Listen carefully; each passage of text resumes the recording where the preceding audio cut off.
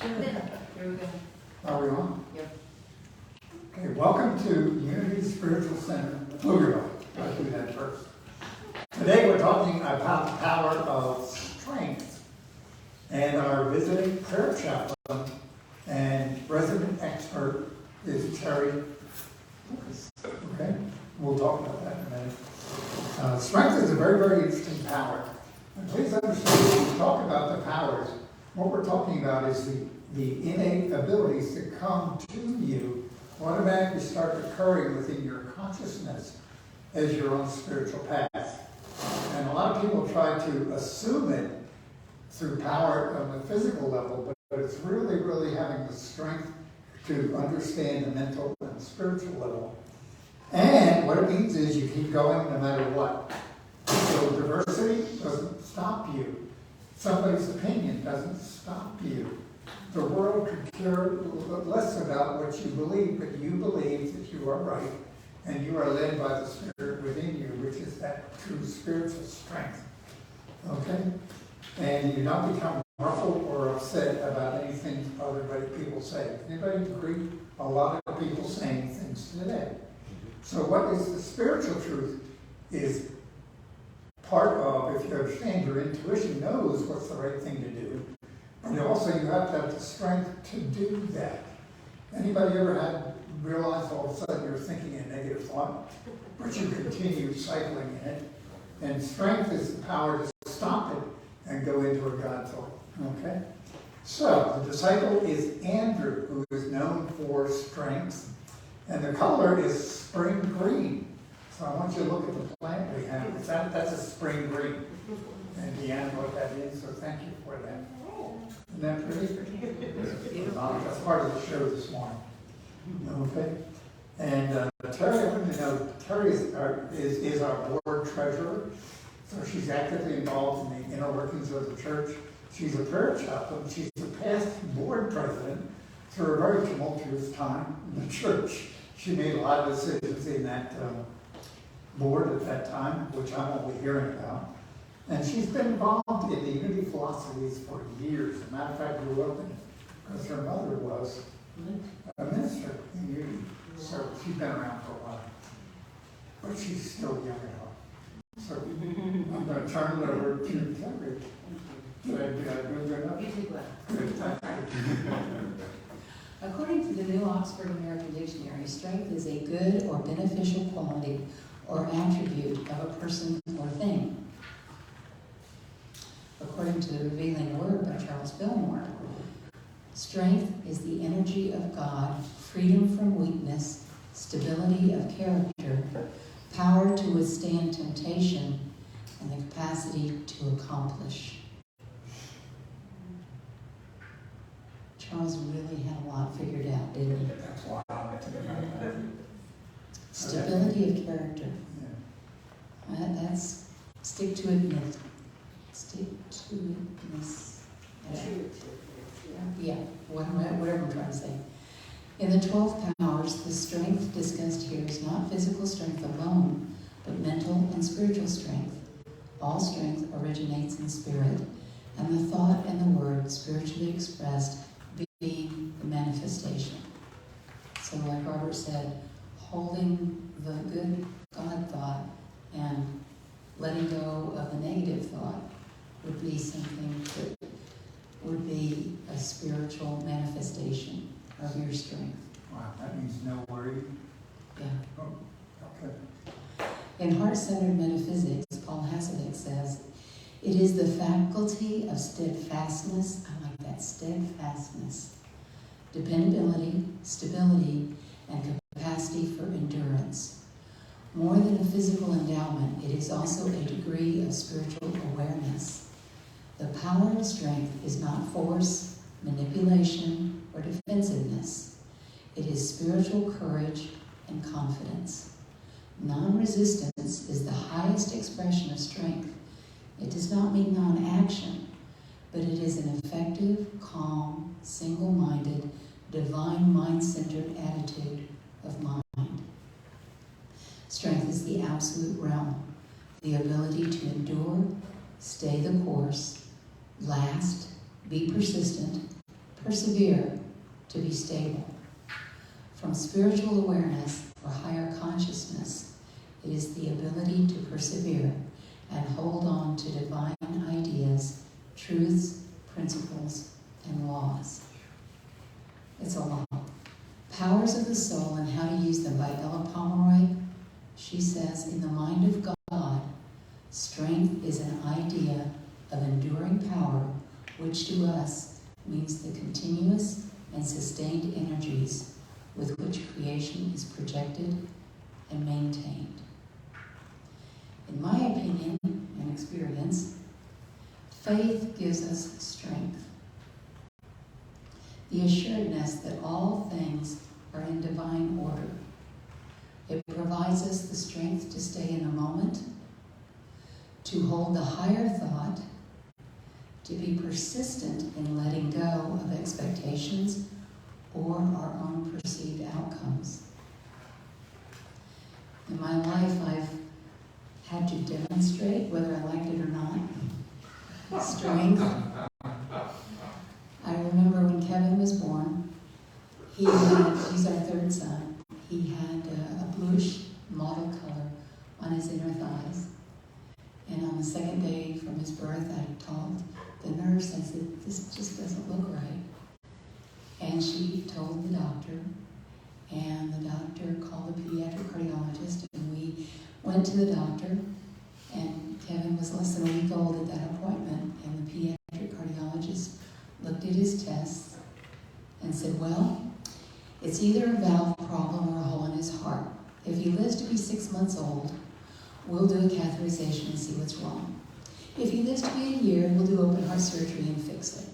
Now, take him home, no airplane travel, no pressure, and don't let him cry. Okay. So no pressure there. So I walked out of that appointment going, this child could die in my arms. And I had to delve very deeply for that inner strength. He was with me constantly. I did the dishes. He was sitting on the counter in what we call a pumpkin seat. I took a bath. He was right there next to me in the pumpkin seat. He was sleeping right next to me. By 4 months old, the doctor did the tests again, and he wasn't even looking at me or Kevin. He was looking at the report. And he goes, well, I know this kid had a problem. And like he don't had. By 4 months, things seemed to resolve themselves.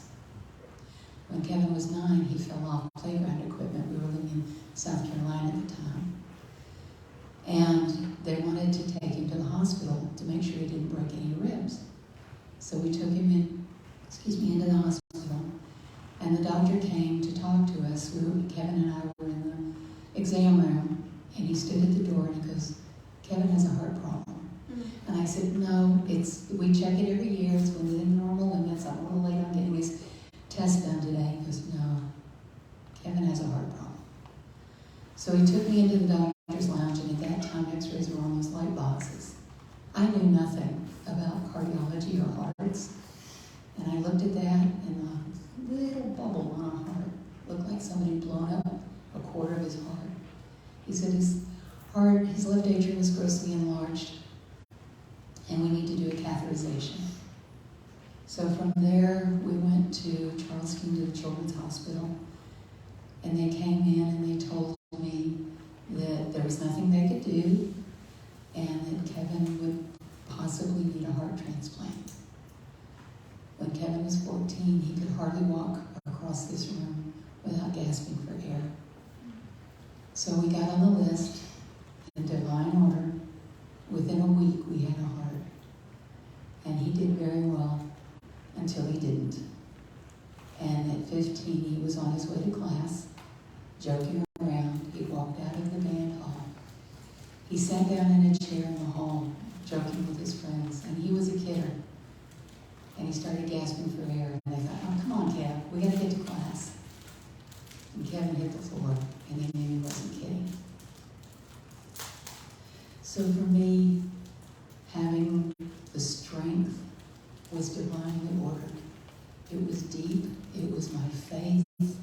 It was my spiritual awareness that all was in divine order. That this was the way my life, his brothers and sister and his father's life was supposed to be. And then the strength to get up the next day and take care of those 3 kids and Marty. And then in 2010, our oldest son, Sean, had a heart transplant. Sitting with him, watching him go through it. Again, spiritual awareness, faith, knowing that all is in divine order, and keeping as strong as I could in those moments proved to me that God is in everything. We are stronger than we know. We can call on that inner strength at any moment with the beat of our heart, with every breath we take. We have the strength to stay in the moment, to be resilient, and providing others with comfort, with peace, and with support. We have the strength to know that even in the darkest of times and situations, God is there, providing divine strength, even when I faltered. And thank you for your strength in sharing that. Everybody get that? It's interesting. I was talking with somebody this week, and we were talking about issues. Everybody's familiar with issues. And the person said, we forget that we're a child of God. And each one of us is a child of God. So sitting in that chair, if you're thinking anything negative about yourself, you're blasphemy, because you are an expression of God. And it's all through the Bible. Jesus said you're the light, so each and every soul. And it's up to us to go back and remember that. And when we're faced, even when we're out driving and somebody cuts us off, he just cut off God. So it's an understanding of who we are. And I appreciate that you talked, Terry, about it. Strength to continue. Strength to know that there's a reason. Strength to know that this is going to work out. Strength to know that at the end of all this, God is good and all is well. And I'm reminded that we all have bells and whistles. We all have things we want to do.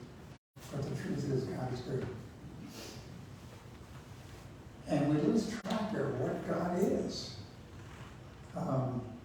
There's a popular idea that God is an energy for good in the universe.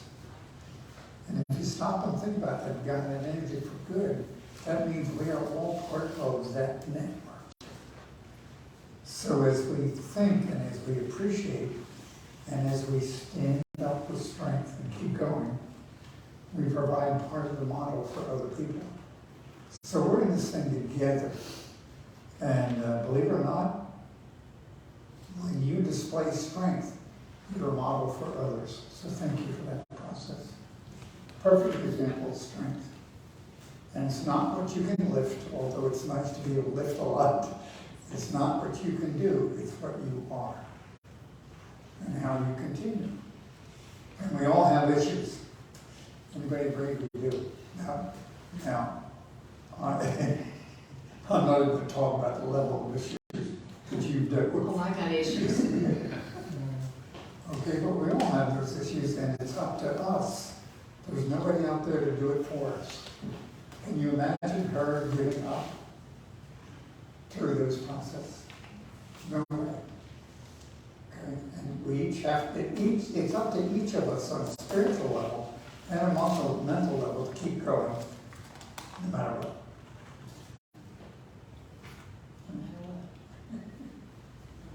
And look where it comes out. Okay. And believe it or not, people, we are, each of us is, and stop and think about church right now.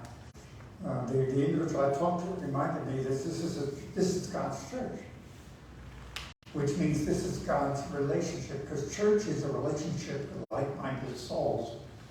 And so you're an example for us. Okay? Anybody else want to share? Pretty heavy, yes. Is there different levels of, strength? Do you want to answer that? Does Terry have more than you or me? No.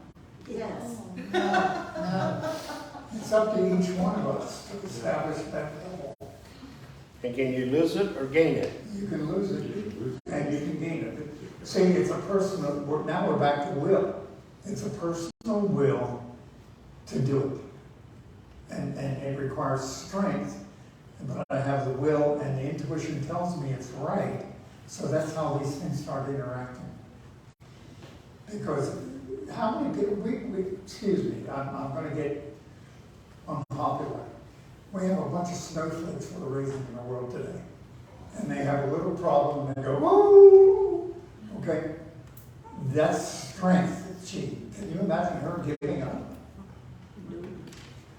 Okay? But it's a choice, too. It's a choice to see that in you. It's the choice. And it's there, that you're choosing to use it, to acknowledge it. I've said many times, without the faith that I have in my unity and what unity has provided to me and for me and through me, I don't know that I could have done it. But I had that background, I had that knowledge of divine order in everything, even when it's the worst thing you could think of. You hear all the interaction between the different powers. That's all. That's all. We got 3 or 4 hands up. Which one do you want? You pick. Huh? You pick. I saw Paul this way first. I think strength comes down to clarity and focus. Yep. We have strength, period. We just have it. But it's a matter of what distracts us from that strength, what gets in the way, what clouds the picture. And to take it out of spiritual realm, just take it into physical. If you've ever been to the gym and lifted a weight, you may have the physical strength. Your muscle has the ability to move that weight. But as soon as you start to add doubt, as soon as you start to add confusion, as soon as you start to add distraction to the mix, moving that weight becomes really challenging or even impossible. And as soon as we refocus, as soon as we get clarity of who we are, whose we are, where we're headed, why we're headed there, all of a sudden that strength comes back to the surface and nothing else gets in the way. So it's there, it's just a matter of what clouds the picture. I like you said, whose we are. I like that. Yeah. Yeah, I think to what he said, something I learned recently is just like lifting weights, there's a requirement of consistency because we're human and you have to consistently remind yourself and know that. Otherwise, it's easy to frail. But if you consistently remind yourself who you are, use your imagination, trust it, then that strength just continues. So did you hear all the words that interact with power? Okay, it's the will, it's the intuition, and what I'm doing is part of the path. Yeah. It's the choice, and then it's the strength to do it. When we faced John's transplant, it was like, can I do this again? Yeah. And the answer was yes, we can. So, I mean, when I hear you saying, what I hear Paul and Elvis talking about is a process. It's a process of, do you look at something as an issue or do you look at something as an opportunity? I hear us talking about issues a lot, and I think they're not really, they're opportunities to reframe how we're looking at it, to change our mind. And there's a scripture that I can't think that maybe you can about changing your mind. Yeah. And it's Being all transformed about, by renewing your mind. Paul, I'm laughing. When I first got involved in all this, I heard that your issues, your problems are an opportunity, and I wanted to gag. And I went back 40 years. Oh, geez, what am I going to do with this? Excuse me. That's fine. Because that's what happens. Yeah. Larry keeps raising his hand. I don't know. It didn't feel like an opportunity at that moment, that's No, for sure. look at, yeah. My horoscope this morning is extremely relevant, so I thought I'd read it for y'all. The good news is that at this particular moment, you won't be at all shy about standing your ground. And whether or not it causes conflict won't matter. What's your birthday? March 17th. Your mission at this moment is to forget about keeping peace, making peace, or navigating peace between warring factions. Just be yourself. So it very much talks about strength has to come from the inside. You can't think about what anyone else is telling you.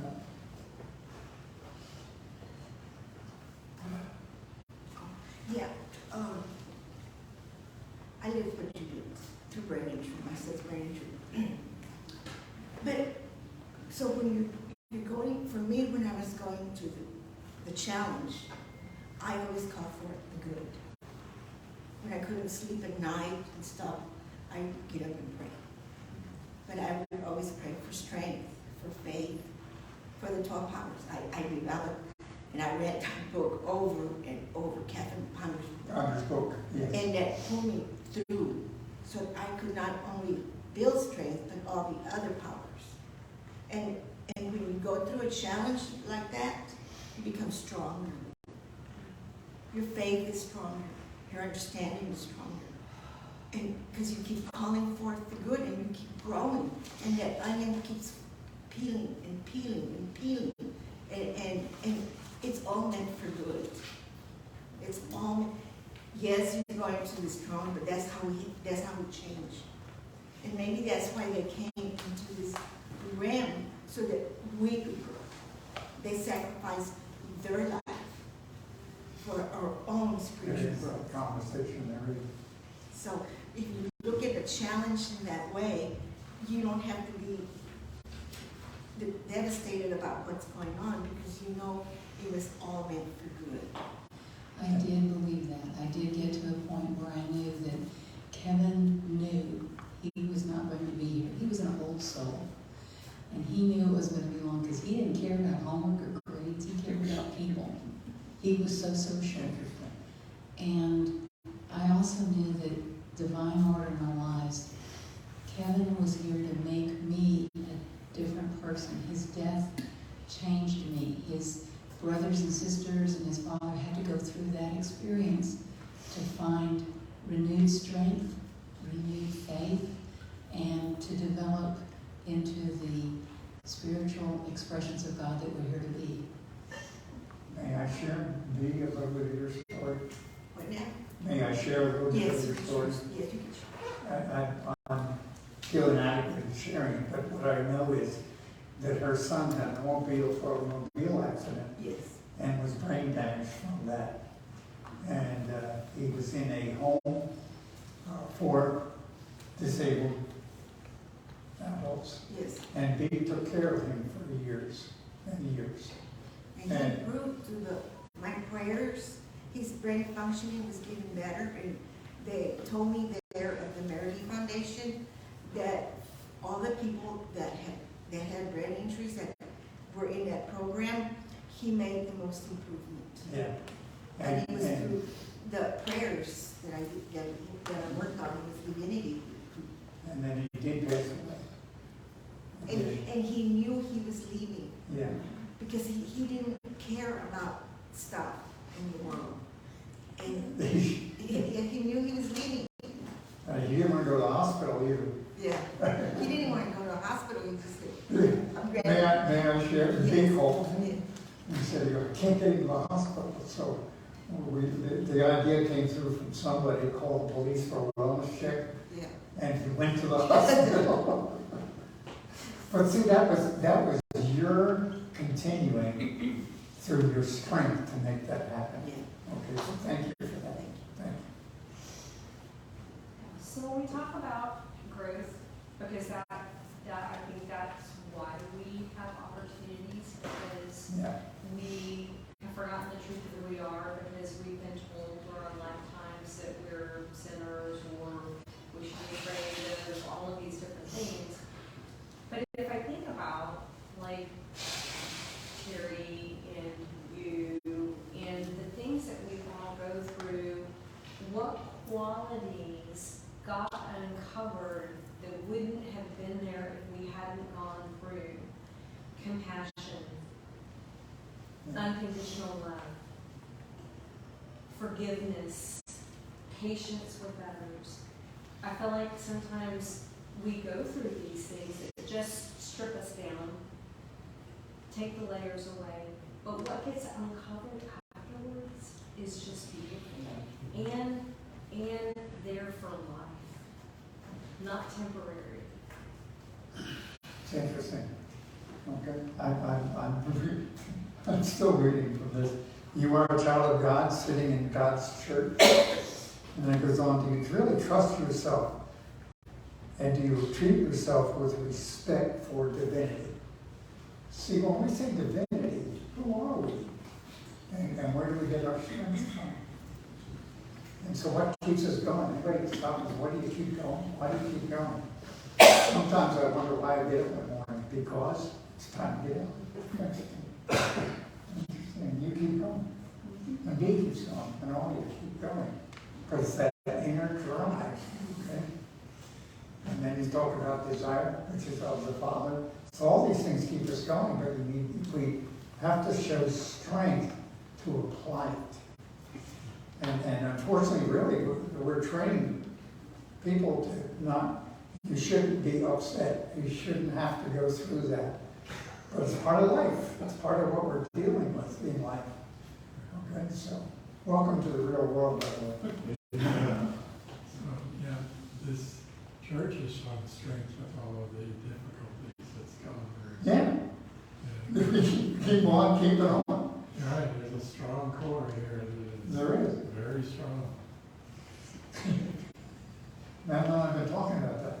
We keep going and going and going. You know, It's like, what is it? Energizer. Everybody. and we keep prospering. Yeah, money, we're always blessed, always. And you're here. Okay.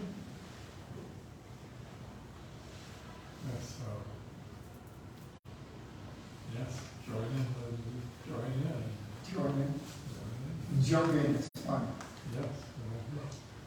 You And can, there's a strong core here. you know, I just remembered something, and this was shared with me years ago. And we were talking about in a group, and it was a spiritual leader that we were working with. And somebody asked how they pray for strength. And what was said is you need to be careful about praying for strength, because the only way you learn strength is to have difficulty to work through. Watch out what you ask for. And he used the metaphor of a tree, a big tree, and you can see them when there's a big wind. If a tree doesn't have roots that go down and hold it, when the wind hits, the tree blows over. But the only way the tree gets roots down is to be buffeted by winds, then it has to have root structure. So a tree that doesn't grow a root structure, that doesn't have issues, fails when there's troubles come up. And I had never thought of that, and that came back. Well, you've really been a big tree. Thank you, I think. But really, in today's world, what are the winds out there? We're dealing with all kinds of opinions. And please understand, I believe they're opinions, right? And we're fearful because they say this, they say that, they say that. Well, what is your really inside? What does your soul say? And that's sticking to it. Knowing that. Steadfastness. Steadfastness.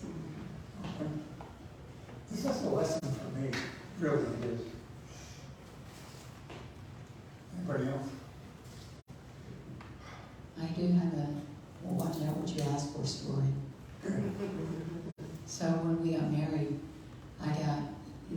days, you would go pick a pattern for your dishes. And I picked a pattern, and when we were done, we had a place setting for 8 or 4, I think, just 4. And I thought, oh man, I wish I had more, like, 8 or 12 at least. So Marty was in the Air Force, and when we got married, he flew back from Korea on leave. We got married, and my grandmother had a little house out at Canyon Lake. So I took our dishes and our pots and pans, and this was a very rustic, it didn't have a water heater, I had to heat the water. It was very rustic. So I fixed dinner, and I fixed the food, and I don't drink coffee, but Marty drinks coffee. So I fixed his coffee, and then I heated the water, washed the dishes, and this went on for a few days, and Marty kept getting sleepier and sleepier. And it's our honeymoon, right? And I go, wake up, it's time to go to bed. And he'd get upstairs and go downstairs and go to bed. And I go, I'd watch TV. I could do this at home. So we decided to take him to the doctor because all of a sudden he starts developing this rash. So we take him into town to the doctor, and the doctor goes, I don't know what it is. Maybe you're allergic to your new wife. So we decide we're going to go down to the border and do some sightseeing along the border and eating. And so we come back just in time for him to fly back to Korea. So that was in December. In May, I'm working in my room doing some homework and stuff, and a news story comes on the radio about Sears pottery, and it was my pattern, and it had lead leakage, and he drinks coffee, I don't, so when he would put coffee in the cup, the hot coffee would dissolve the lead, so he was getting poisoned. And I was in college at the time, and there was a nursing school at the college I went to. I said, what are the symptoms of lead poisoning? She goes, oh, it's really hard to tell because you get sleepy and then you develop a rash and then you pretty much die. It does show up really well on an autopsy. So I wrote it and I said, by the way, you were being poisoned. And I thought to myself, and I hadn't even been married long enough for him to change his insurance into my name. Came home 5 years later. So watch out what you ask for, because when the Sears took back the dishes, I got a place sitting for 12. That's great. You think done? Next one? Yeah. Love you all. Very thank you. Okay. Really, really stop and think about what she shared. Strength. Thank you. Say goodbye. Goodbye.